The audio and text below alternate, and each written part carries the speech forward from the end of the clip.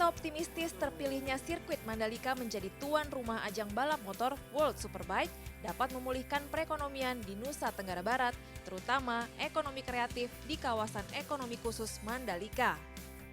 Sebab pengunjung yang datang dari mancanegara ini akan membelanjakan uangnya pada produk UMKM seperti kain adat, kerajinan tangan, souvenir, dan makanan ringan.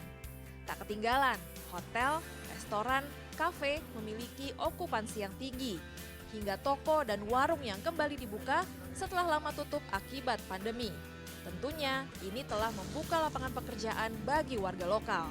Khususnya di WSBK, okupansi hotel kami di kawasan Mandalika dan Lombok umumnya cukup baik dan alhamdulillah boleh kita bilang hampir 90%.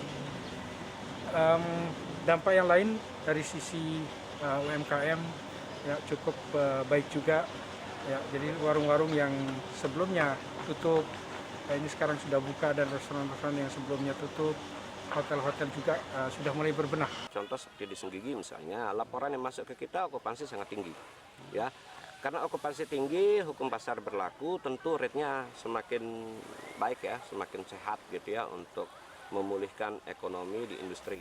World Superbike menjadi peluang emas bagi pengembangan, peningkatan kualitas dan kegiatan promosi beragam produk UMKM masyarakat NTB, baik di pasar nasional bahkan di tingkat dunia.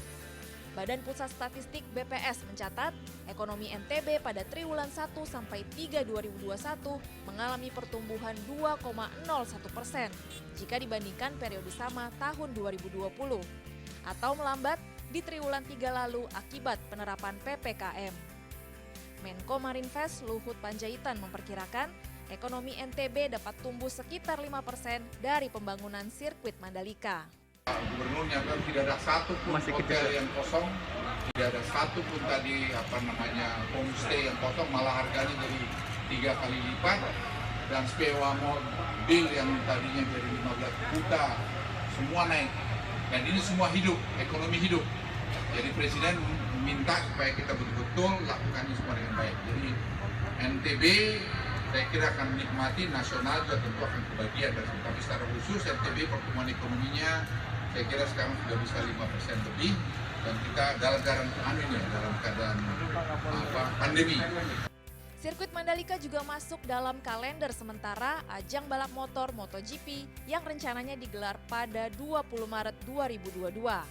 Pelaku UMKM dan pengusaha hotel dan restoran harus terus berbenah agar menghasilkan produk dan jasa yang berkesan di mata wisatawan asing. Tim Liputan CNN Indonesia.